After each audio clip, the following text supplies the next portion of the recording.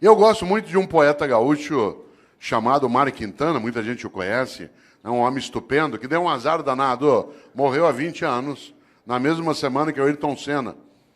E quando você é alguém muito importante, mas alguém famoso morre perto, você desaparece do circuito.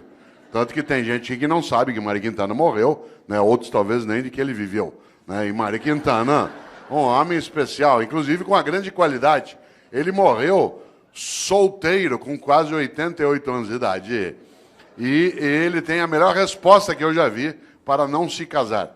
Todas as vezes que alguém perguntava a Mário Quintana, mas por que o senhor nunca se casou? Ele dizia, sempre preferi deixar dezenas de mulheres esperançosas do que uma só desiludida. Que é um argumento ecológico, é um argumento que nos ajuda, né, a pensar um pouco. Pois bem, Mário Quintana tem uma trova especial. Ele disse, um dia pronto, me acabo, seja o que tem de ser, morrer que me importa, o diabo é deixar de viver.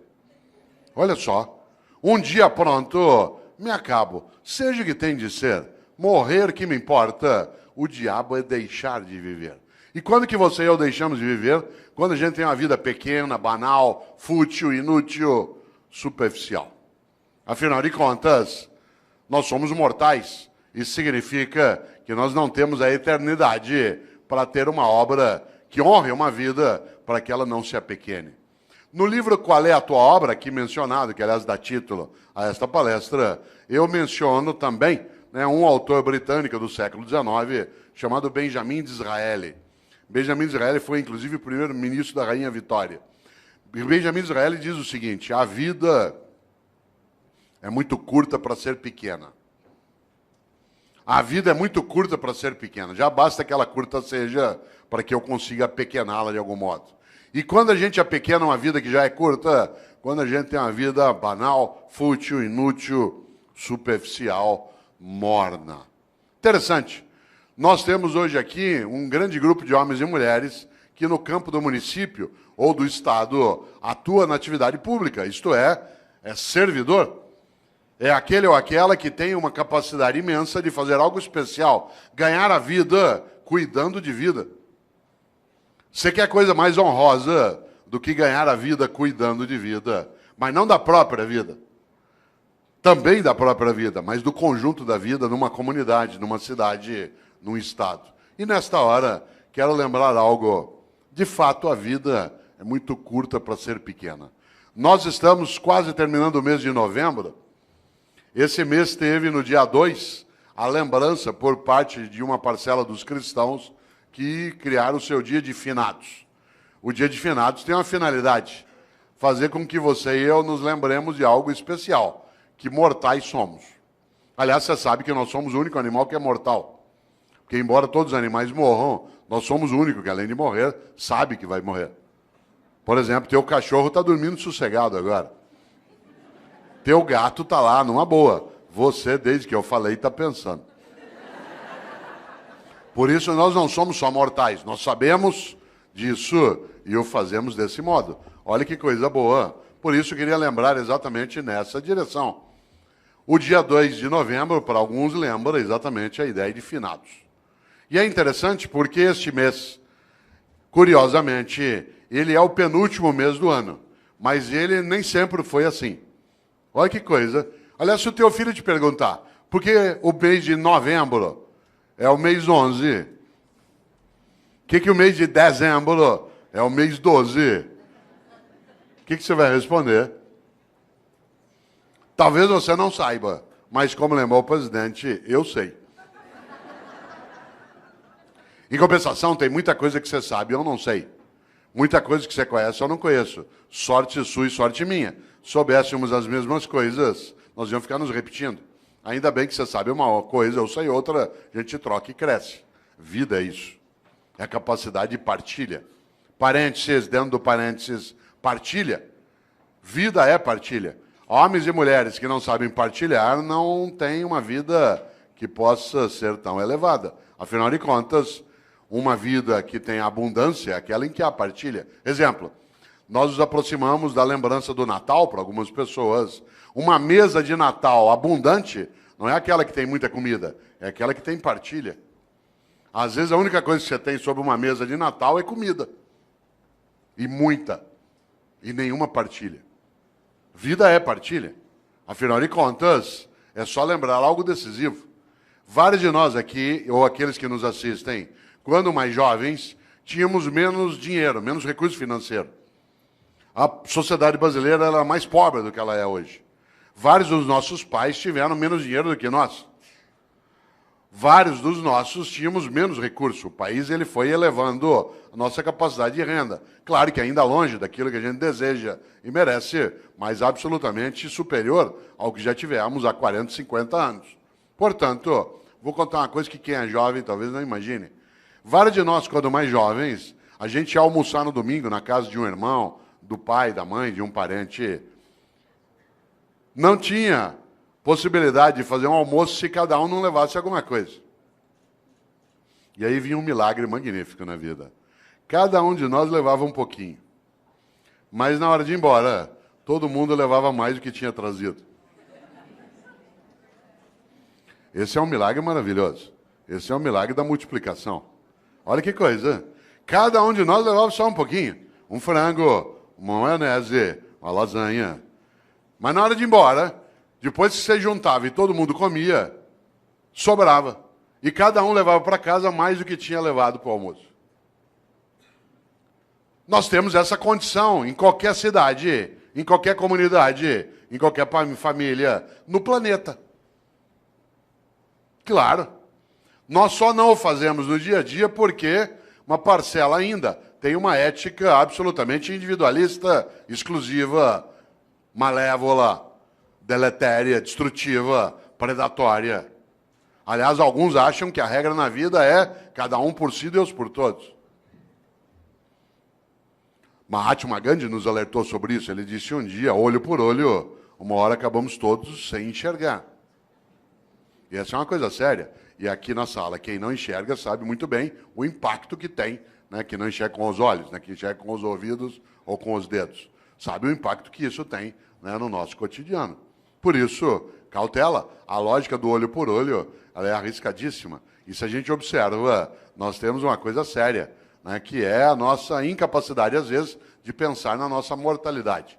Por isso, volto. Por que o mês de novembro é o mês 11? Por que o mês de setembro é o mês 9? Talvez algumas pessoas não saibam, mas até o século I a.C., até o século I a.C., no mundo romano, o ano se iniciava em 1º de março. O ano se iniciava em 1º de março. O primeiro dia do ano era 1º de março. E o último era 28 de fevereiro. Por isso, quando o ano se iniciava em março, setembro era o mês 7. Outubro era o mês 8. Novembro era o mês 9. Foi Júlio César que alterou o calendário e colocou janeiro e fevereiro no início do ano, produzindo alguns distúrbios. Um deles que o segundo mês do ano passou a ser um mês mais curto. E antes ele era o último, servia para ajustar o calendário. O segundo distúrbio é que parte dos meses o nome perdeu o sentido. Novembro virou mês 11. Olha quanta coisa inútil você não sabe. Mas eu sei. E eu partilho contigo, agora você sabe também. Olha que coisa boa.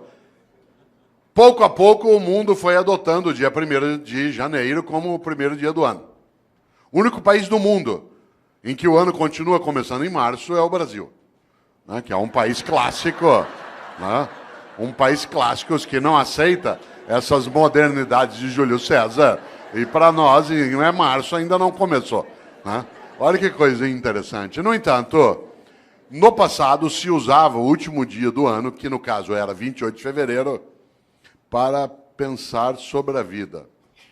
Você sabe que a palavra fevereiro ela vem de uma divindade etrusca, o nome do mês, de uma divindade etrusca que é Februa. Februa é a divindade da purificação, da queima, da febre. Porque a febre, ela purifica. Isto é, ela faz com que haja a anulação daquilo que não serve e a proteção daquilo que serve. Nesta hora, quero lembrar algo. Os antigos, no mês de fevereiro, usavam o final do ano para pensarem sobre o que tinham feito e o que deveriam fazer. Nós passamos a fazer isso com dezembro. Quando se aproxima 31 de dezembro, alguns e algumas têm o hábito de pensar naquilo que fizeram. Isso é típico de algumas religiões, entre elas o judaísmo, o islamismo e o cristianismo, que tem uma ideia muito forte na vida. Tenha você ou eu, religião ou não, há uma questão séria nessas religiões. Elas têm uma coisa chamada juízo final. Na crença dessas religiões. O que me assusta na ideia de juízo final não é o fato de ser final, mas o fato de ser juízo.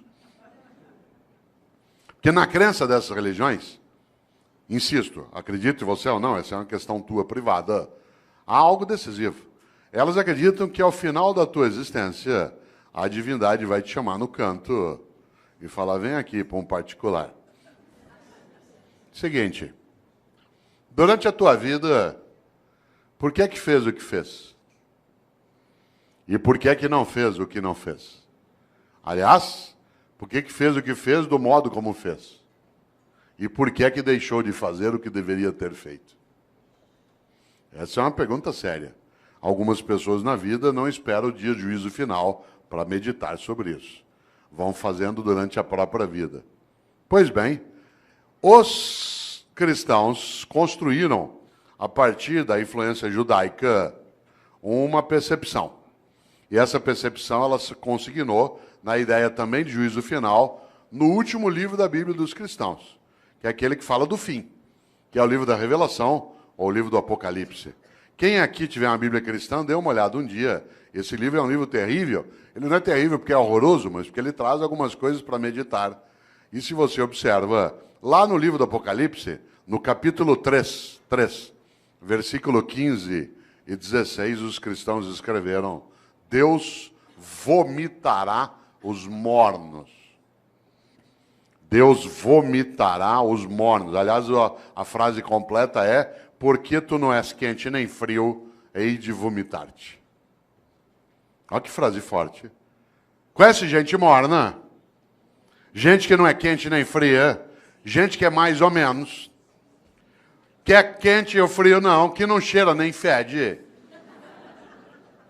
Sabe gente morna? Morna no trabalho, morna na comunidade, morna na prefeitura, morna na câmara, morna na escola. Morna. Não é quente nem fria, gente que não tem compromisso, que não cheira nem fede, mais ou menos compromissado, mais ou menos competente, mais ou menos servidor, mais ou menos religioso, mais ou menos político, mais ou menos. Sabe gente morna, que não cheira nem fede. Deus vomitará os mornos. Sabe aquela pessoa que é morna? Morna no casamento. E aí, como é que está o casamento? Tá ruim com ele, pior sem ele. Morna na comunidade. E aí, como é que está o debate em Campinas sobre a política? Vamos levando, né? E aí, lá na prefeitura, vamos ver o que dá, né? E a escola, como é que tá? Não sei, vamos ver. Falta pouco para eu aposentar.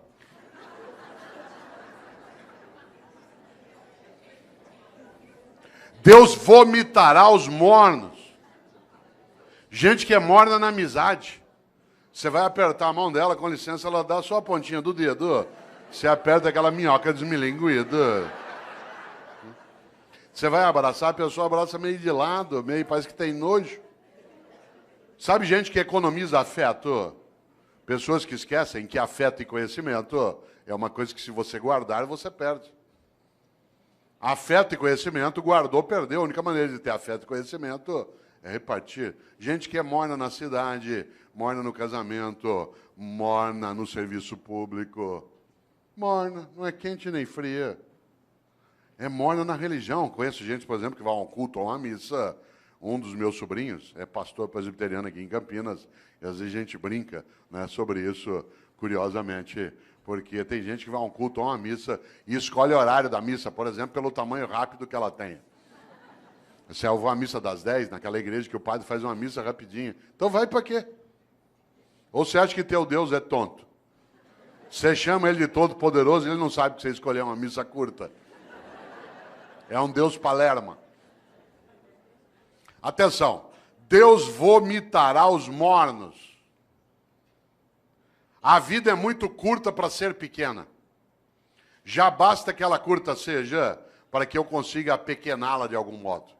E quando é que você e eu apequenamos a vida? Como eu disse, quando é uma vida superficial, banal, fútil, inútil. Eu, Cortella, no dia que eu me for, e eu me vou, e você também. Mas eu não quero ir. Eu quero ficar. Lamento. Só tem um jeito de ficar. Se você fizer falta. Eu tenho um livro chamado Viver em Paz para Morrer em Paz. E nesse livro eu faço uma pergunta na capa que eu queria fazê-la aqui agora. A pergunta é, se você não existisse, que falta faria? Não pense nisso numa sexta-noite após beber um pouco. Se você não existisse, que falta faria? Por exemplo, tem gente que faz uma falta imensa. Tem gente que faz uma falta imensa na tua vida. Alguém que te criou, alguém que te apoiou, alguém que estava contigo. E tem gente que não faz falta nenhuma. Teve gente que não vai poder ir ao teu Natal porque não está ou já morreu, vai fazer uma falta imensa. E tem gente que não vai e vai te dar uma alegria imensa. São aqueles que nos dão o agradável prazer da ausência delas. Já imaginou? Cuidado! Você sabe que morrer é ser esquecido. Você, quando faz falta, não é esquecido. Não é casual que no grego arcaico o verbo para morrer e o verbo para esquecer seja o mesmo, que é letos, de letal. Porque morrer é ser esquecido. Enquanto alguém lembrar de você, derramar uma lágrima, der risada por algo que você fez e que ele recordou, pegar uma roupa tua e cheirar e ter uma boa lembrança ou saudade, enquanto a pessoa olhar algo que você fazia, querer lembrar de uma comida que você gostava, você continua vivo. Morrer é ser esquecido. Claro, se você for a um cemitério agora dia 2, você deve ter notado. Né? Tem túmulo que está abandonado, tudo caído, o vaso não é cuidado mais. Aí morreu. Enquanto alguém estiver contigo, na memória, no coração, olha a palavra que eu vou usar de propósito, na recordação. Recordar é fazer passar de novo pelo coração. Recordar, recordes. Você continua vivo. Interessante. Há pessoas que morrem em vida, porque são banais, fúteis, inúteis, e não fazem a menor falta. Tem gente que nos faz, repito, uma falta imensa. Só tem um jeito de fazer falta. Para fazer falta na vida, você tem que ser importante. Não confunda importante com famoso. Tem muita gente que é importante e não tem a menor fama, e tem muita gente que é absolutamente famosa e não tem a menor importância. Uma pessoa importante é aquela que faz falta. Por exemplo, enquanto nós estamos aqui agora, tem uma auxiliar de enfermagem no hospital da Prefeitura do Estado que está lá tirando as escaras de alguém que está em coma há 3 meses. A pessoa nem sabe que está sendo cuidada. Aquela pessoa é absolutamente importante, aquela enfermeira. Tem alguém que está ajudando a cuidar do abastecimento em Campinas, que está agora numa repartição, fazendo nota de empenho para a gente poder ter reforma na escola, poder ter via pública estruturada. Tem alguém que está numa Câmara Municipal ajudando a preparar projetos. São pessoas absolutamente importantes, mas que não são, de maneira alguma, famosas. A fama passa. Eu, Cortella, às vezes eu sou famoso, depende da semana, do programa de televisão que eu participo. As pessoas passam a semana inteira, te vi na televisão, te vi na televisão. Eu estava agora em novembro, no programa da Fátima Bernardes, a semana inteira falaram, te vi na TV, vou estar lá agora dia 10 de novo, 10 de dezembro. Aí eu sei, semana inteirinha, te vi na Fátima, depois de uma semana, vai embora. Claro. A fama passa, a importância fica. Só tem um jeito de ficar, ser importante. E a importância você constrói onde você está. Na família, no governo, no legislativo, numa atividade de natureza privada, numa escola. Afinal de contas, uma pessoa importante é aquela que fica nos outros. Olha aqui para mim, se você puder. Parênteses, por que eu disse olha para mim, se você puder? Porque há pessoas entre nós que não enxergam com os olhos. E eu não posso dizer, olha aqui para mim. Porque isso significa que eu estou excluindo pessoas. Há pessoas que não ouvem com os ouvidos, elas ouvem com as mãos. E por isso eu não posso, no meu cotidiano, esquecer disso. Porque, do contrário, eu acabo tendo uma obra que é parcial. Por isso, olha que interessante, volto a esse pedaço. O que é alguém que é importante? Olha para mim se você puder. É alguém que eu levo para dentro. O gesto que eu estou fazendo é da mão em direção ao peito. Que eu levo para dentro. Quando alguém te importa, porta para dentro, importar. Você se torna importante quando alguém te leva para dentro dela. Quanta gente é importante? Olha que coisa.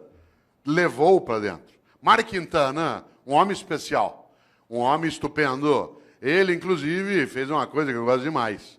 Ele, durante anos, trabalhou vários poemas que eu aprecio, mas houve uma coincidência entre mim e ele, que eu até conto no livro, que você estava me mostrando, o Viver em Paz para Morrer de Paz.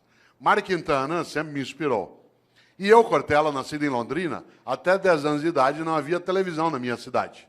Não havia TV. E por isso, à noite, eu ficava pensando. E uma das coisas que eu ficava pensando era, no dia que eu morrer, qual vai ser o meu epitáfio? Isto é, o que eu quero que escreva no meu túmulo? Eu já tinha tendência à inutilidade filosófica, né? E eu ficava imaginando o que eu quero que escrevam no meu túmulo. Hoje eu não tenho mais essa questão, porque eu não quero mais ser sepultado. Eu quero ser cremado.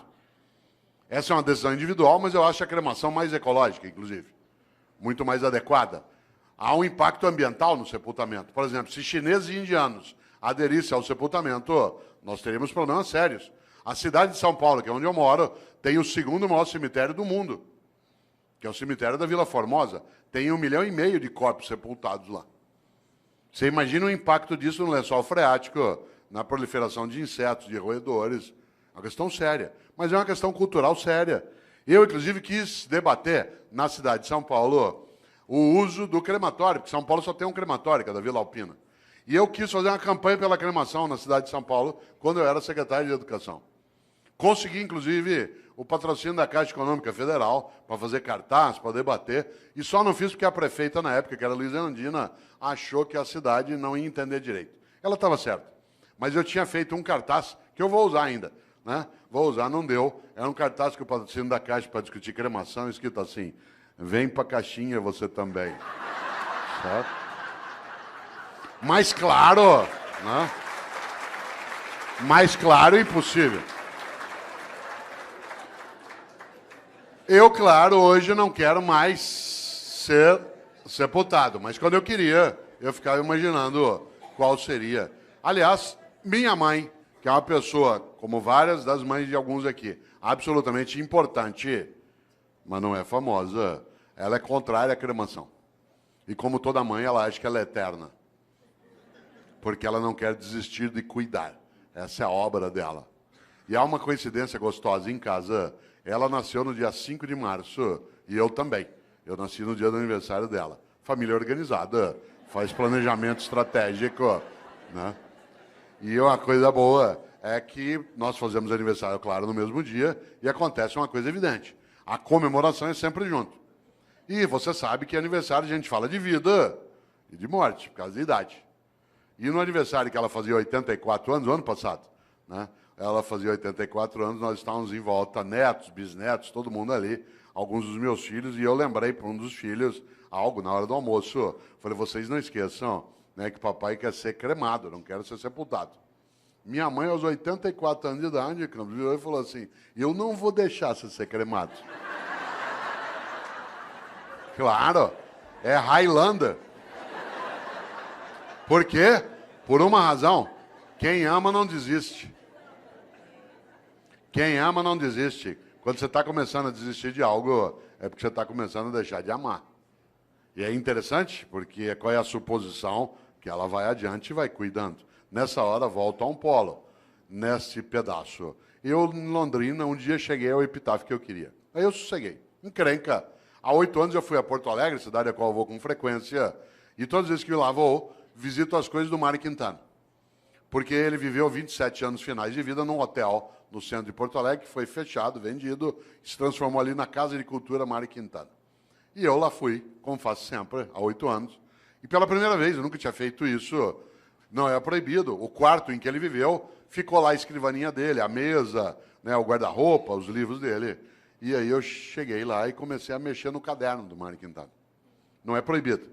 De repente, quase caí sentado, porque ele houvera anotado no caderno qual era o epitáfio que ele queria para o túmulo dele. E eu quase caí sentado, porque ele tinha escolhido para o túmulo dele a mesma coisa que eu tinha escolhido para o meu. Claro que ele não copiou de mim. Né? Mas nós tivemos uma inspiração assemelhada. Sabe o que Mário Quintana mandou escrever no túmulo dele? A maior verdade que eu conheço. Ele mandou escrever no túmulo dele algo que parece piada, não é. Ele mandou escrever no túmulo dele: eu não estou aqui. Olha que coisa maravilhosa. Eu não estou aqui. Eu não estou aqui. Onde está Mário Quintana? Em nós. Na amizade que repartiu, na solidariedade que ofereceu, na felicidade que construiu, na solidariedade que protegeu, na sexualidade que assumiu, na religiosidade que praticou. Onde está Mário Quintana? Em nós. Por isso, a vida é muito curta para ser pequena. E eu, Cortella, no dia que eu me for, e eu me vou, e você também, eu quero ficar. Só tem um jeito de ficar, na minha obra.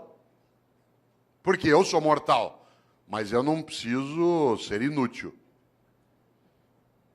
A minha mortalidade é presente, mas a minha vida não precisa ser desperdiçada. Por isso, lembra esse fato. No dia que eu me for, eu quero ficar. Só tem um jeito de ficar, nas outras pessoas. Eu sou professor há 40 anos. Parte da minha obra é exatamente isso. Alguns aqui são servidores públicos há 15, 20 anos.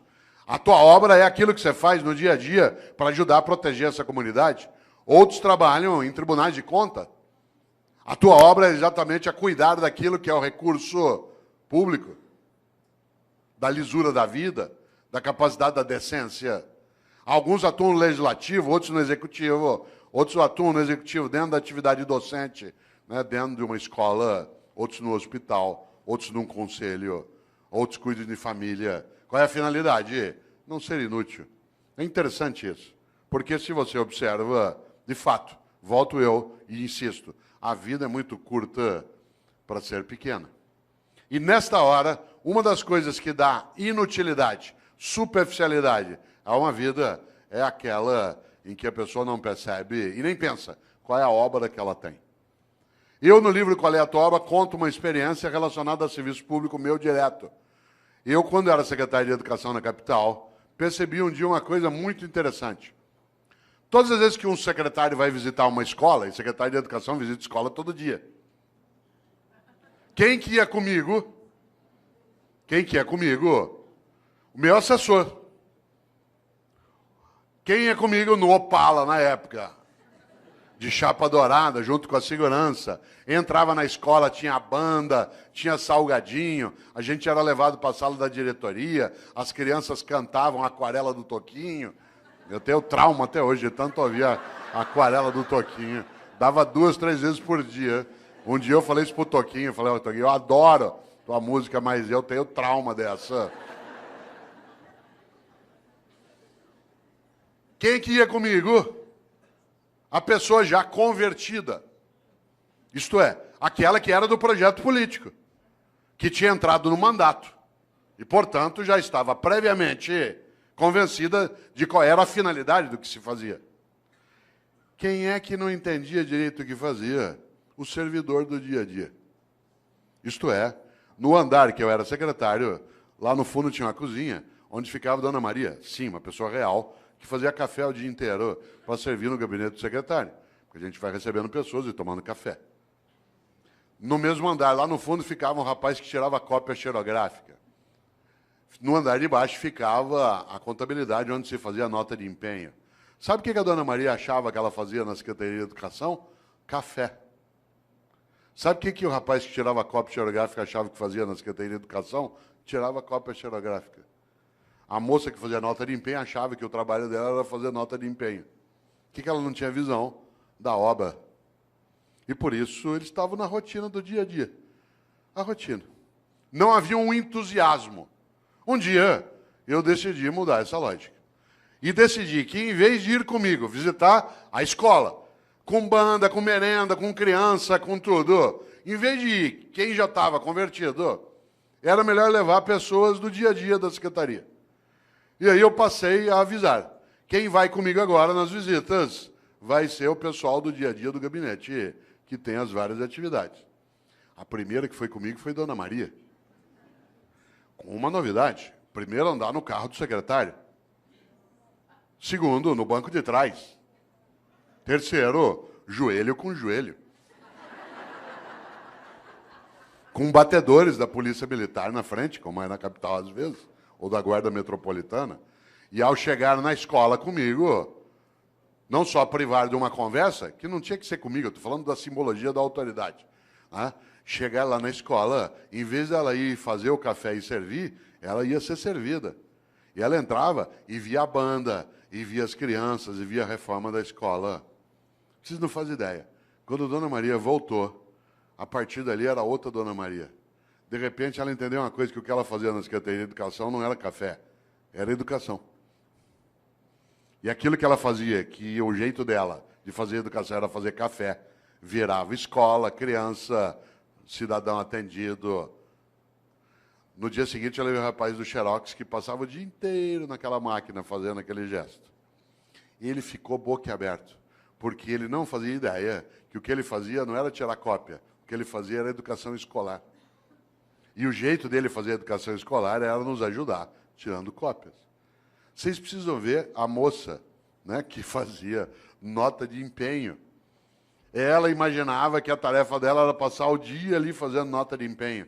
Quando ela viu que as notas de empenho viravam reforma, criança, comunidade, criança brincando, estudando, ela ficou boquiaberta. O que ela não tinha entendido? O propósito. O propósito, isto é, qual era a obra dela? A obra não era fazer nota de empenho, era construir educação escolar numa comunidade, usar os recursos de maneira adequada para elevar a vida. A partir dali, tanto faz quem era o governo. Porque, de maneira geral, o funcionário do dia a dia, ele não adere a projetos de governo, porque o governo é eventual. Mas quando ele tem clareza da obra, que ele vê, por exemplo, que uma Câmara Municipal está sendo reestruturada para que ela tenha maior capacidade de servir a população e honrar o recurso, tanto faz quem é o presidente. Se há uma adesão por parte de quem está no dia a dia como servidor, na saúde, na educação, no transporte, na segurança, nas secretarias meio, na área de gestão, administração, muda o jeito de fazer. Aliás, aconteceu comigo uma coisa, eu vou contar, não quero que pareça arrogância nem autoelevação, mas ela é muito bonita. Você sabe que quando o governo vai terminando, as pessoas à sua volta, que são da máquina, vão rareando, porque ele não é maluco. Ainda mais que no governo que eu estava, quando houve a eleição, o meu grupo político perdeu a eleição. E outro grupo, o adversário, venceu a eleição.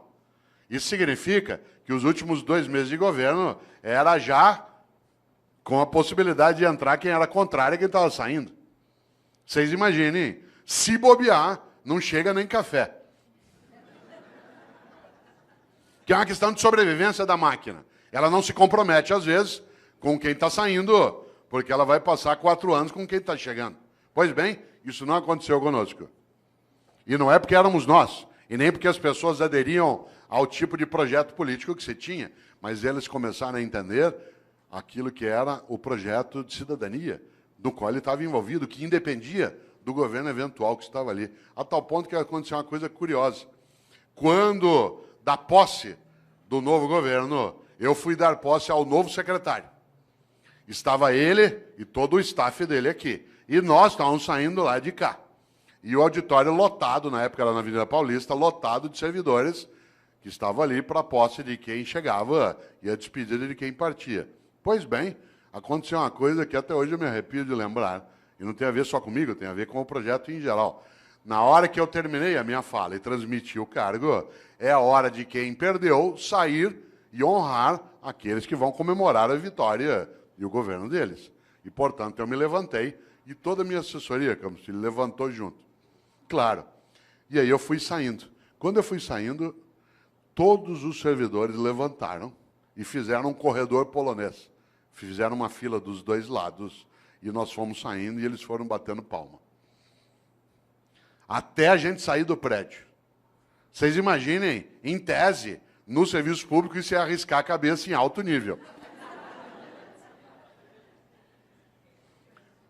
Só não foi porque quem estava chegando, no caso, que era o vice-prefeito de São Paulo, que também se tornou secretário de Educação, também ele era professor, que era o professor Solon Borges dos Reis, que já faleceu, que era do CPP. Mas olha que coisa maravilhosa. Eu estou falando isso não para exaltar a nós, inclusive porque uma parte das pessoas não tinha nenhum vínculo ideológico ou nenhuma simpatia, né, pelo grupo político, mas ele tinha porque ele percebeu algo decisivo, que era a obra. Porque a gente estava tentando que ele não fosse morno. Por isso, vida com propósito.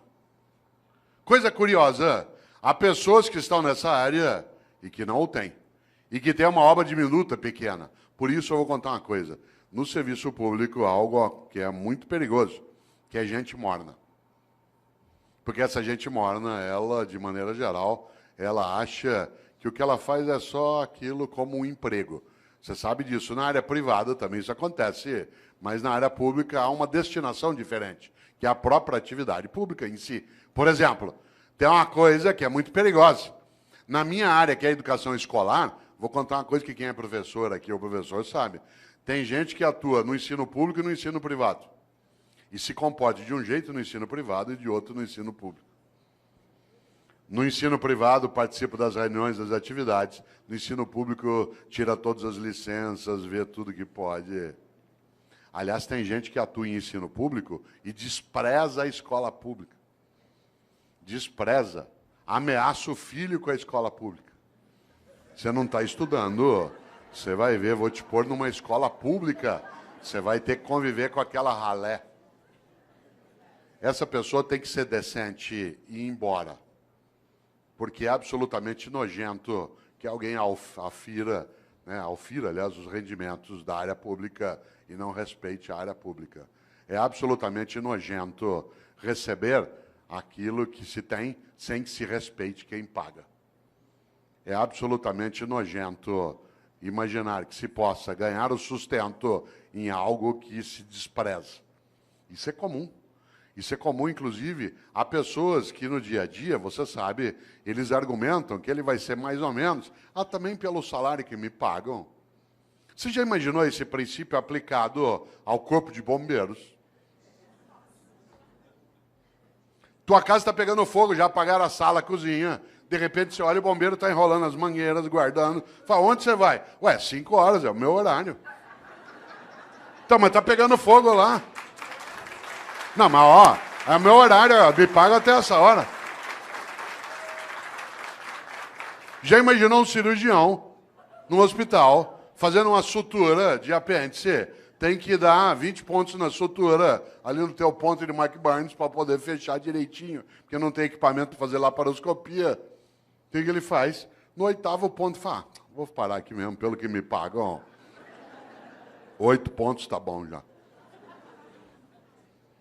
Você já imaginou? Você sabe que há pessoas que se conduzem desse modo no cotidiano.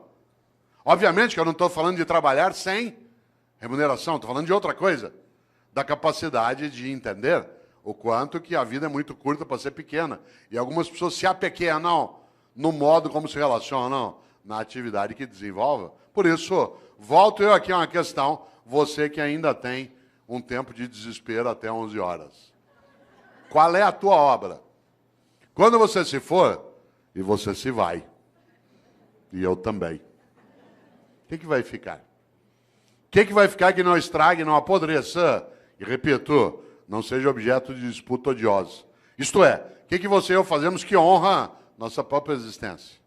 Interessante. Uma das coisas mais marcantes quando se pensa em gestão e liderança é gerir para elevar a vida coletiva. Atuar de maneira que não seja cínica.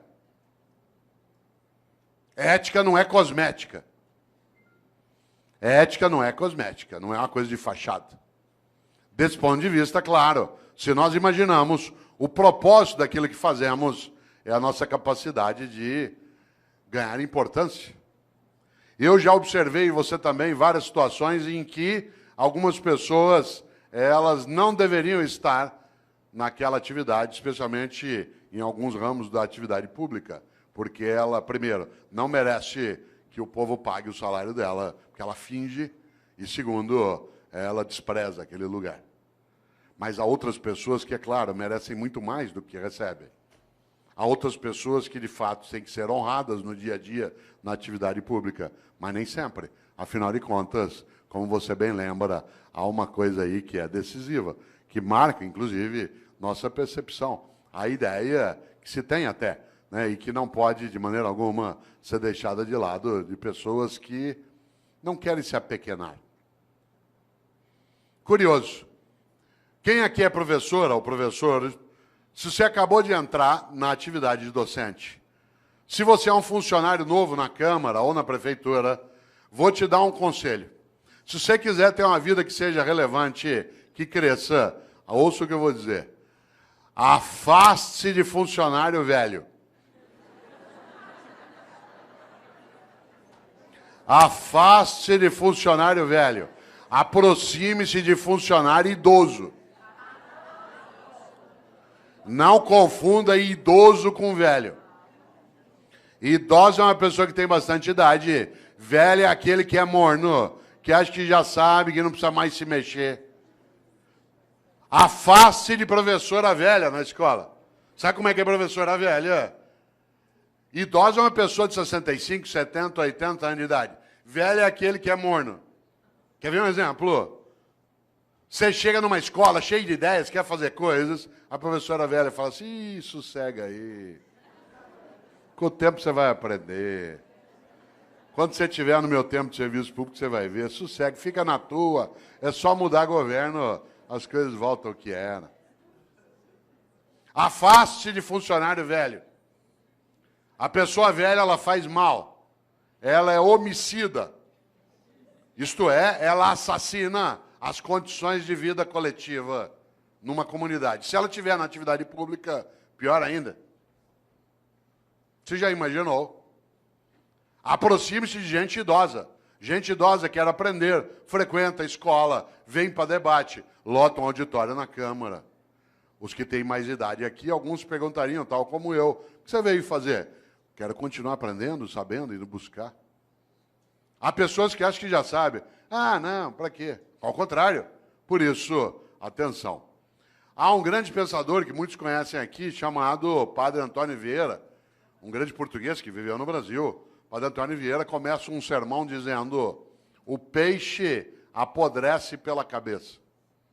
O peixe apodrece pela cabeça. Já viu um peixe apodrecer? Ele apodrece da cabeça para o resto do corpo. E há pessoas que apodrecem pela cabeça. Isto é, uma cabeça que é morna, fútil, banal, inútil. Afinal, o que é vida? A vida é curta para ser pequena, e é curta mesmo, 75 anos. É a nossa média hoje. 75 é nada. Para alguns que são jovens aqui, 75 é muito. Para vários de nós, é depois da manhã. Quando você tem 30 até 70, é. Agora não. Muda muito. Eu tomei um susto outro dia, vereador, porque eu fui fazer uma compra por internet.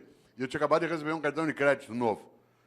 E aí eu fui pôr, na hora que pediu a data de validade do cartão, eu fiquei parado olhando. O cartão tem mais validade que eu. Quando o teu cartão tem mais validade que você fica olhando aquilo. Claro, 75 é pouco. Minha mãe, 85 anos de idade, domingo me falou assim, filho, hoje lá na igreja uma velhinha me falou, eu falei, mãe, defina a velhinha. Ela fala, ela deve ter uns 87. Fala, bom. Claro. O que é vida? Guimarães Rosa, grande médico, escritor mineiro, colocou lá no Grande Sertão. Viver é muito perigoso. Viver é perigoso, de fato. E nascer, então? Já imaginou como é difícil nascer? Tanto que a natureza é sábia, ela tira de nós a memória do nascimento e dos primeiros 3, 4 anos de vida. Porque é tão impactante sair do útero que a gente é apagado a memória para não sofrer. O lugar mais seguro que você já teve no universo é o útero da tua mãe. Tanto que quando você está mal, você quer voltar para lá. Você estava lá 8 meses e meio, numa boa, sem fazer nada. Meio líquido, nós adoramos meio líquido. Você estava lá balançando, não tinha que respirar, era alimentado automaticamente por um tubo, não tinha quase ruído, não tinha luminosidade, não havia contato, a temperatura era sempre equilibrada, homeostática. Melhor lugar do universo que você já teve. Tanto que quando você está mal, você quer voltar para lá. Você perdeu um amigo, perdeu alguém, perdeu um amor, você quer ficar no escuro, deitado, com o joelho em direção ao peito. Posição fetal. Você olha no hospital para pessoas com problemas mentais, nuas no pátio, deitadas assim, encolhidas. Claro, você estava lá numa boa, sossegado. De repente, depois de 8 meses e meio, esvaziou o líquido. E você começou a sentir contrações à tua volta. E foi escorregando, escorregando, escorregando. E alguém te segurou. E você sentiu contato pela primeira vez. Te ergueu, tirou do útero. Tinha luz no ambiente. O ruído aumentou, mudou a temperatura. E a pessoa te ergueu, te deu um tapa na bunda. E aí você fez o primeiro gesto fora do útero, que é... Porque o último vai ser... Entre a primeira vez que você faz e a última que você faz, tem vida. Por isso que é bom não desperdiçar isso. E tem gente que desperdiça humilhando pessoas, sendo hipócrita, fingindo, desviando. Olha só. E ainda tem uma encrenca, dura só 75 anos. Divididos do seguinte modo: do 0 aos 25 você está se montando. Tua estrutura física, psíquica, relacional, cognitiva, reprodutiva. Dos 25 aos 50, você está reproduzindo outros humanos e trabalhando em alta intensidade. E dos 50 aos 75, você se prepara para o desembarque. Do 0 aos 25 monta, dos 50 aos 75 desmonta. Não ria. Vocês vão chegar lá. Quem está nessa fase como eu, você sabe que você está nela, porque cada dia no teu café da manhã tem menos comida e mais caixinha de remédio. Você vai atravessar aqui a avenida, você fica em dúvida, você corre e tem um infarto no meio. Ou seja, o que Deus quiser. Olha só, quem diria? Você sabe que você está nessa fase quando cada dia você tem menos bíceps e mais pânceps. Né? Mulheres não riam. Nessa fase vocês vão ser atingidos em cheio pela lei da gravidade. Tudo vai apontar em direção ao solo. E você vai ter que escorar com veneno botulínico, você vai ver. Você vai entrar na fase que a gente chama de California Dreams, que é The Mamas and the Papas, certo? Você ri? Pois morre. Claro, pode morrer professor, doutor, titular como eu, pode morrer prefeito pode morrer empresário, pode morrer diretor de departamento, pode morrer, tudo faz. Ou tem uma vida que não seja banal, inútil, fútil. Ou, para quê? E aí nós temos uma encrenca, nós vivemos só 75 anos e ainda somos um animal que dorme demais. Eu conheço gente que dorme 8 horas. Você pegar alguém que durma 8 horas, por exemplo, num dia de 24 horas, ele dorme 1/3 do dia. Numa vida de 75 anos, dá 25 anos dormindo. Aliás, tem gente que você encontra na segunda-feira, obrigado.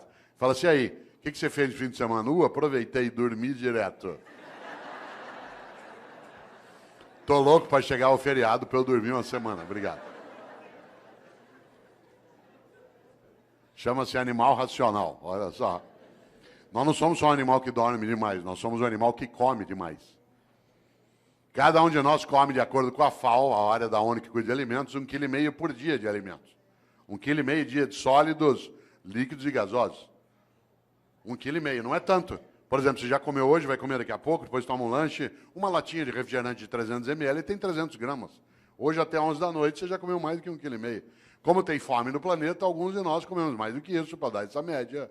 1,5 kg. Ao final de uma vida de 75 anos, 1,5 kg dia dá 42 toneladas de alimentos.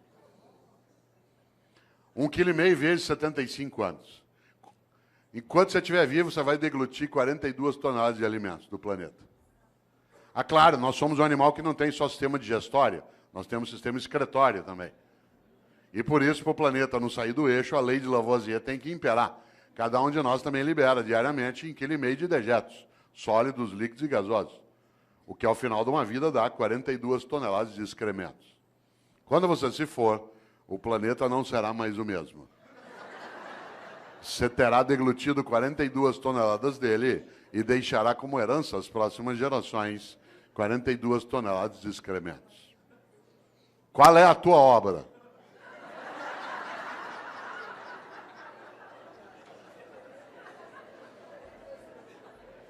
Você sabe que tem gente que leva a vida desse jeito. Ela destrói o ambiente, humilha pessoas, furta, desvia, finge, só para poder dormir mais do que necessita, comer e excretar em banheiros especiais. Esse é o reino da mediocridade. As revistas que mais vendem são as que mostram chiques e famosos nas suas camas, nas suas mesas e nos seus banheiros.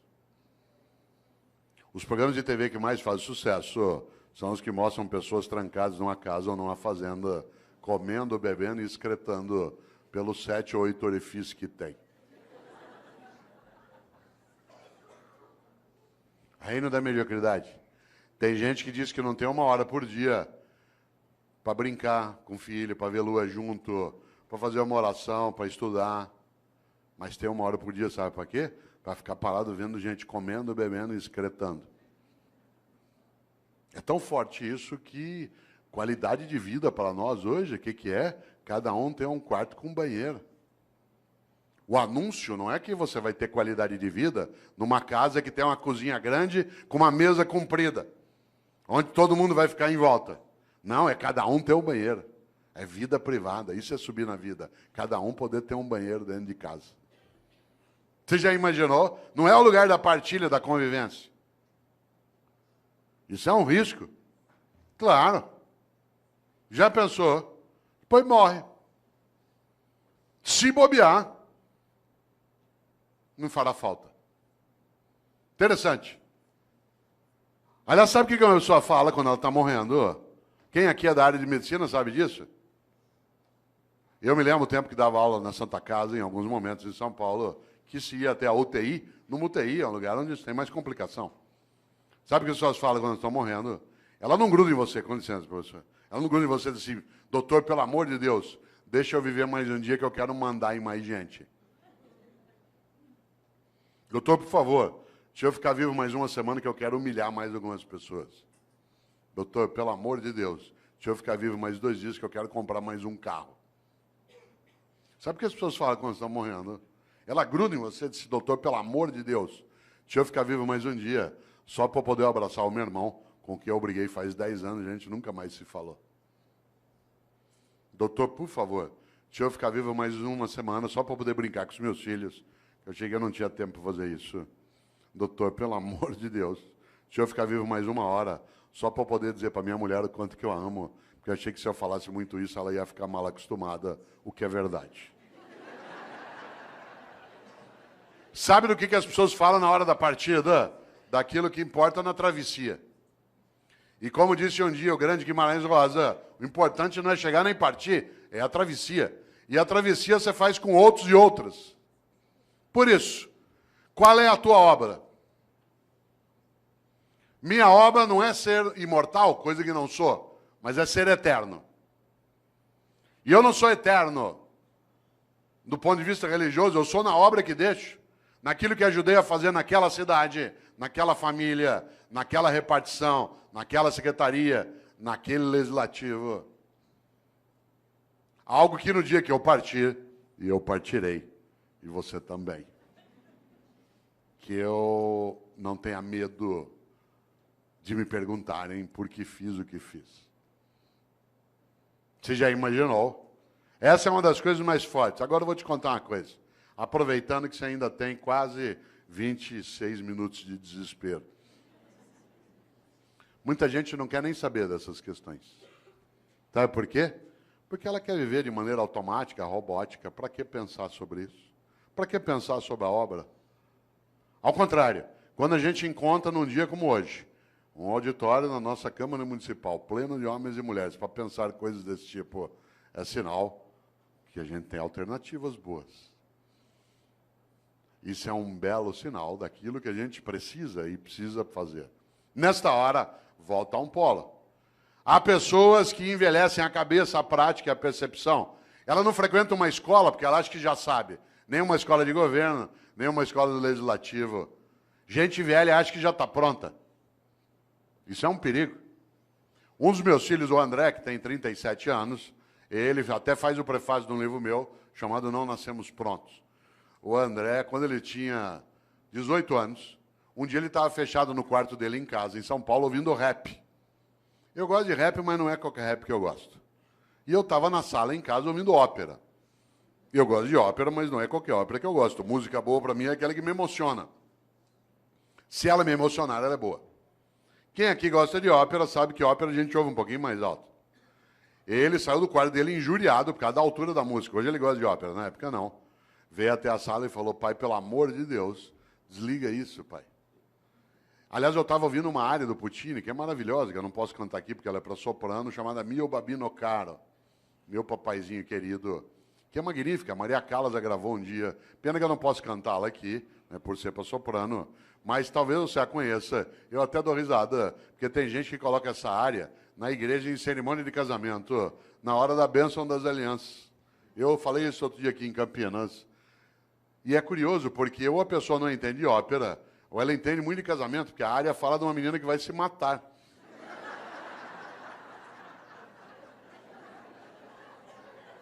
Você sabe que a coisa mais perigosa que existe na vida é incompetente com iniciativa. Incompetente com iniciativa é um perigo numa secretaria, num centro cirúrgico, num fogão, no volante de um ônibus, numa sala de aula. Você já pensou? Aliás, deixa eu ver se eu tenho. Olha que coisa interessante. Mio Babino Caro, meu papaizinho querido, né, que é exatamente do grande, do especial Puccini. E é gostoso porque, talvez aqui nessa sala tenha gente que tenha colocado essa música até um dia no casamento. Não vou. Se você fez isso, fique tranquila e quietinha. Quer ver? Ó, vamos ver se tem. Olha que bonito. Quer ver? Ó?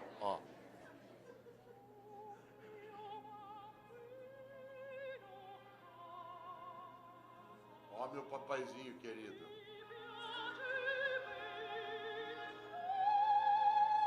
Tenha piedade de mim. Eu aqui na beira da Porta Rossa, né, em Florença. Ou se eu me dar esse anel de noivado, eu me mato. E a pessoa põe na hora da bênção das alianças. Deve ser premonição. Eu ouvindo ópera, ele ouvindo rap, ele saiu do carro e falou, pai, pelo amor de Deus, desliga isso, pai. Hoje ele gosta de ópera. Falei, André, que pena, você aos 18 anos de idade já está ficando vítima da indigência mental. Você aos 18 anos de idade fechou tua cabeça para aquilo que é diferente do que você já conhece. Você aos 18 anos de idade acha que o único modo de fazer as coisas é como você já fazia. Você aos 18 anos de idade ficou impermeável à renovação do teu conhecimento. Você aos 18 anos de idade acha que a única trilha a ser caminhada é aquela que você já caminhou. Você aos 18 anos de idade está ficando refém da pobreza das ideias. Ele falou, pai, você está ficando louco. Eu falei, André, eu estou ficando louco, você está ficando velho. Insisto, não confunda idoso com velho. Idoso é uma pessoa que tem bastante idade. Velho é aquele que acha que já faz o que pode. Por isso, cuidado na atividade de gestão, na área pública, na área privada, mas essencialmente na área pública, no executivo, no legislativo. É preciso cautela para não envelhecer. A prática, a percepção, a cabeça, porque o próximo passo do velho, com qualquer idade, é ficar morno. E a mornidade torna inútil. E a inutilidade torna absolutamente esquecível. Claro, quem é o grande padroeiro dos velhos? Especialmente na atividade de gestão. Especialmente no campo público, que eu também tenho experiência. Quem é o grande padroeiro? Não são grandes homens e mulheres que lutaram para a vida ter mais sentido. Sabe quem é o grande inspirador de gente velha? De gente que é morna? É o Mendes Sá. Lembra do Mendes Sá? Um dia uma professora de História do Brasil dava aula sobre os governos gerais, falou sobre o Tomé de Souza, falou sobre o Duarte da Costa. Quando estava falando sobre o Mendes Sá, viu um aluno distraído lá no fundo e para pegá-lo, claro, virou e falou assim, Paulo, o que fez Mendes Sá? Ele disse, fez o que pôde. Cuidado com o Mendes Sá. Gente, nós temos que ter mais relevância naquilo que a gente faz aqui na nossa gestão. Eu faço o que eu posso. Gente, nós temos que ter um nível maior de eficácia na atividade pública. Eu faço o que eu posso. Gente, nós temos que dar uma destinação mais sólida para o recurso originário do povo. Eu faço o que eu posso. Cuidado. Essa é a falência da ação. É a admissão da síndrome do possível. No Brasil tem uma coisa chamada síndrome do possível, que é um perigo. Quer ver um exemplo? Você leva teu carro no mecânico hoje à noite aqui em Campinas, diz, olha, meu carro está com um barulho estranho. Ele diz, vou fazer o possível. Você vai a um médico e diz assim, doutor, eu estou com uma dor no pâncreas. Vou fazer o possível. Você chega para um funcionário, olha, eu precisava disso. Vou fazer o possível. Você desanima. Imagine que você está aqui agora, você sabe que ainda faltam 21 minutos para você se libertar de mim. Você começa a se irritar, você tem coisa séria para fazer. De repente, você começa com uma dor, uma cólica no baixo ventre, que vai para lá e para cá. Tua perna direita começa a tremer, você começa com um pouco de sudorese, ânsia de vômito, calafrio. Isso é sinal de apendicite. A gente pega você, leva para um hospital aqui perto, afere tua temperatura, vê que você está com indício, te para anestesia. Vai levando para o centro cirúrgico, você vai deitado no corredor, vendo passar aquele teto branco na maca. Aí você gruda na mão do médico e diz assim, doutor, vai dar certo a operação? Ele diz, vou fazer o possível.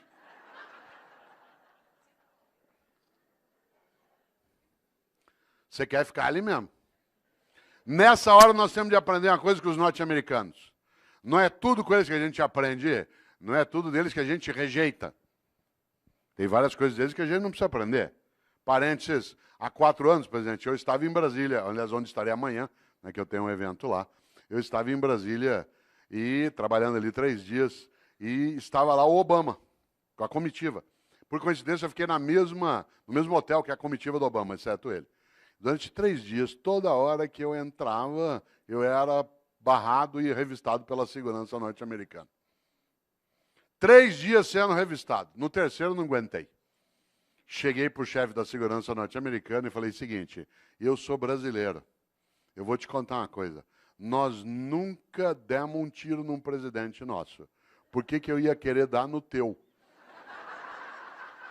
Certo? Nós nunca. O único presidente nosso que morreu a bala, ele deu o tiro nele mesmo. Vocês já mataram 5 e deram o tiro em 11. Larga, deu. Ele não entendeu nada. Mas tem coisas nos americanos que a gente tem que observar. Por exemplo, quando você pede uma coisa para o norte-americano, ele diz, I will do my best. Vou fazer meu melhor. Atenção, não é uma questão de idioma, é uma questão de atitude. É absolutamente diverso, fazer o possível e fazer o melhor. Por isso, pergunto aqui para você agora, mas não quero que você responda, só que você reflita. Na tua atividade, na atividade que você tem no executivo, na prefeitura, no estado, está fazendo o possível ou o melhor? Não é o melhor do mundo, é o teu melhor, na condição que você tem, enquanto você não tem condições melhores para fazer melhor ainda. Pergunto de novo, mas não responda. Está fazendo o possível ou o melhor? Insisto, não é o melhor do mundo, se for ótimo, é o teu melhor, na condição que você tem, enquanto você não tem condições melhores para fazer melhor ainda. Porque se você ou eu, podendo fazer o meu melhor, me contento com o possível, eu caio num lugar perigoso chamado mediocridade. Uma pessoa medíocre é aquela que é morna, que está na média, que não é quente nem fria. Lembra quando você chegava da escola que tinha boletim escrito, o pai olhava 6 em português, 5,5 em matemática, 4 em história. Pai, deu para passar. Medíocre. Deixa, eu toco minha vida. Isso é mediocridade. Insisto, uma pessoa medíocre é aquela que, podendo fazer o melhor, se contenta com o possível. Exemplo, mediocridade é falta de capricho. Capricho, sabe o que é capricho? Capricho é você fazer o teu melhor na condição que você tem, enquanto você não tem condições melhores para fazer melhor ainda. Exemplo, minha mãe e eu moramos na mesma rua em São Paulo, por coincidência, e às vezes eu passo na casa dela no fim da tarde. E mãe conhece. Às vezes ele olha para mim, 5 da tarde, e fala assim, você não almoçou ainda, né? E eu falei, não, eu comi um negocinho na universidade. Ela falou, peraí, que eu vou fazer um negócio para você. E é aquela coisa meio mágica de algumas mães. Em 5 minutos aparece uma coisa para eu comer. Eu sou filho de italiano, uma coisa comum. Um pouco de talharina e com azeite e sal em cima, mais nada. Eu, com a fome que eu estou naquela hora, comeria o prato vazio. Portanto, ela pode fazer qualquer coisa. Mas sabe o que ela faz? Faz um macarrão com azeite e sal. Mas antes de servir, pega um tomatinho cereja, corta em 4 e põe em cima. Capricho. Capricho é você fazer o teu melhor na condição que você tem, enquanto você não tem condições melhores para fazer melhor ainda. Eu, no Paraná, quantas vezes, caipira, ia até a roça visitar a casa de alguém, quem aqui conhece sabe, na roça, aquela casa que a gente chama de pau a pique, casa de barro com madeira trançada, entrava na casa, chão de terra, tudo varrido. Tudo varrido, capricho. Ah, mas o chão já é de terra, capricho, fazer o melhor na condição que tem, enquanto não tem condições melhores para fazer melhor ainda, para não ser medíocre. Pedia eu para tomar um gole d'água na roça. A mulher corria pegar uma canequinha, daquela de alumínio, toda amassada. Areada. Passava areia em volta. Ah, mas já é pobre mesmo. Epa, pobre, mas é limpinho. E tem gente que não é pobre, limpinho não é. E tem gente que é pobre e não é limpinho. Medíocre. Pobre na roça tem roupa de ver Deus.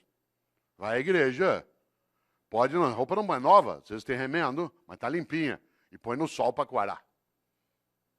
Quantas vezes eu, como secretário de educação na capital, ia visitar uma escola municipal, teto caindo, água escorrendo, culpa nossa do poder público.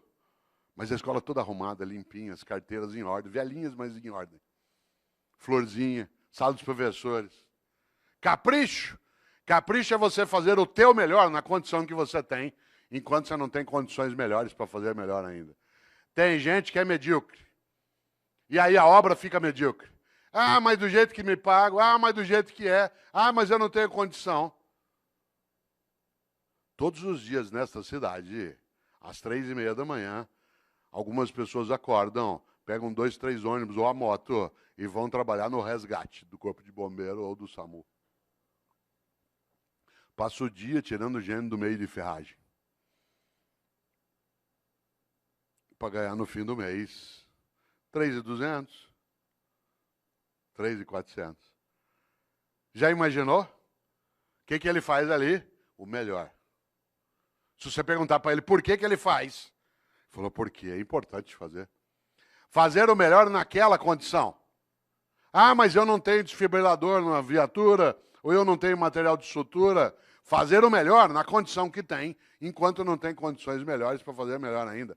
Eu conheço professor e professora, que é a minha área de rede pública do Estado da Prefeitura, que tem uma carência imensa de material e faz um trabalho magnífico, porque faz o melhor naquela condição, enquanto não tem condições melhores para fazer melhor ainda. Há pessoas que, em nome da condição, degradam a ação, em vez de ter um trabalho que é concomitante. Luta para melhorar as condições e vai fazendo melhor com aquelas que tem. Ah, mas aqui é assim, eu faço o que eu posso. Por isso, cautela. Quero aproveitar agora esses teus 13 minutos de desespero para pensar um pouco uma ideia dentro disso. Para a vida ter propósito, para você e eu não termos uma vida banal, fútil, inútil, superficial. É preciso, acima de tudo, que nós sejamos capazes de fazer o nosso melhor. Para isso é necessário pensar na obra. Para isso é preciso, acima de tudo, não ser morno ou morna. Afinal, como eu disse várias vezes e repito, a vida é muito curta para ser pequena. E a gente é pequena quando tem uma vida banal, fútil, inútil, medíocre. Nesta hora, Você conhece gente que é mãe medíocre, pai medíocre. O medíocre não é o que é pobre, não é o que não tem recurso, é aquele que com o recurso que tem não cuida do melhor modo que consegue com aquele mesmo recurso. Você tem cidade em que o executivo quase não tem condição e ele cuida do melhor modo, naquela condição. Ah, mas aqui é assim, cautela. Nesta hora, quero lembrar algo decisivo. Um dos homens que eu mais admiro na história é um pensador italiano do século VI chamado Benedetto di Nursia, Bento de Núrcia, que os católicos, os anglicanos e ortodoxos chamam de São Bento. São Bento criou uma ordem religiosa, uma ordem maravilhosa chamada Beneditina, com um lema magnífico. Aliás, um belo lema para a ordem religiosa, porque o lema da ordem beneditina é ora et labora, reza e trabalha. Reza e trabalha, porque só rezar sem trabalhar as coisas não acontecem. E só trabalhar sem rezar as coisas perdem reverência. Reza e trabalha. Mas o mais interessante é que Bento de Núrcia, o São Bento, criou uma regra de funcionamento para a ordem beneditina. Essa regra diz o que o monge pode e não pode fazer, deve e não deve fazer. E eu quero trazer aqui, para ir amarrando a reflexão, aquela regra que para mim é a mais importante. No livro Qual é a Tua Obra, que é da editora Voz, eu trago um pouco essa discussão, mas eu a retomo mais recentemente no outro livro, que hoje o presidente trouxe para assinar, que é o Pensatas Pedagógicas. São Bento criou uma regra. E a regra que eu queria trazer aqui, que para mim tinha que estar no alto de toda a Câmara Municipal, toda a escola, toda a cidade, toda a prefeitura, toda a secretaria, toda a família, é a regra de número 34. O monge que desobedecer essa regra, que eu vou dizer, é mandado embora da ordem. Não tem direito à estabilidade. E eu acho que essa deveria ser uma regra presente em todas as áreas. A regra 34 de São Bento diz: é proibido resmungar. É proibido resmungar. Não é proibido discutir, não é proibido debater, não é proibido discordar. É proibido resmungar. Sabe gente que só resmunga em vez de agir? Gente que passa o tempo todo amaldiçoando na escuridão em vez de acender vela. Aliás, a frase predileta do resmungão é: que horror, alguém tem que fazer alguma coisa.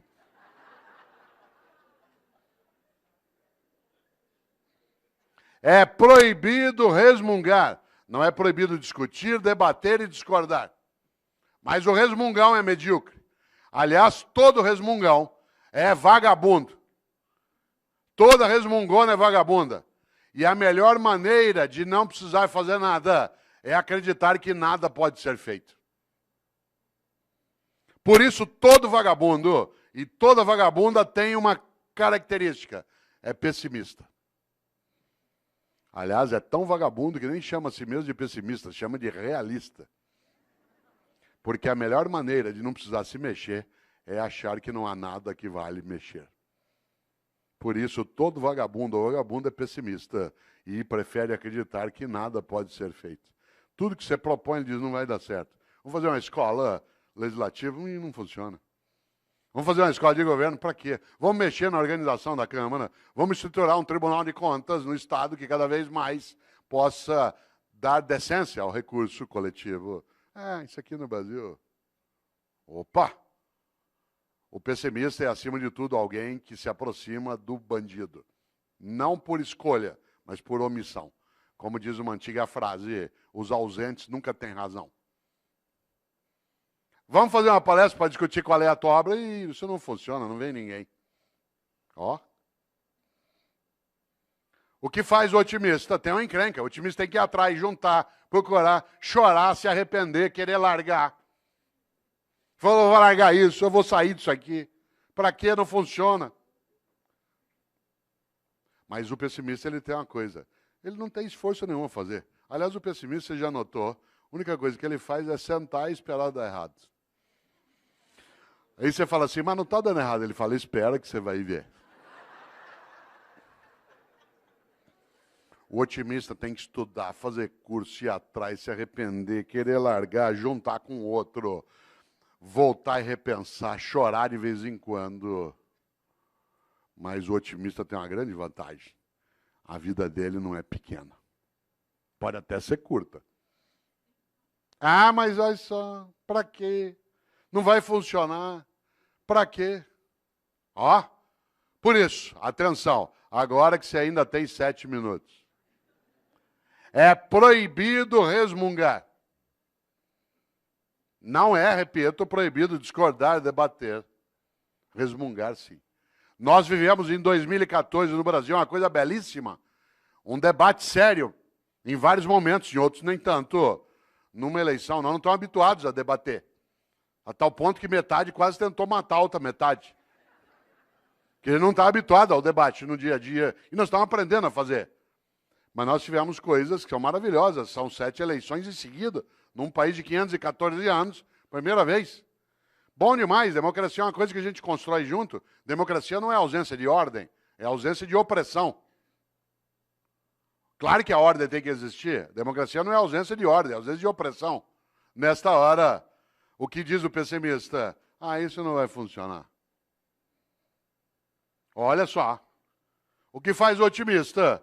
Junta, volta, vai outra vez, se arrepende, se candidata, não quer mais, acha que esse chefe vai liquidar, resiste mais um pouco, vou esperar, quem sabe ele morre. Ué, a natureza também nos ajuda em algumas coisas. O que eu quero dizer com isso? Qual é a tua obra? Quando você se for, e você se vai, e eu também, o que vai ficar? Eu tenho certeza, você não quer ser medíocre, nem eu. A gente não quer ter como nosso patrono Mendes Sá. Eu faço o que eu posso. A gente não quer envelhecer a cabeça, a prática, a percepção, a própria vida. O que a gente quer?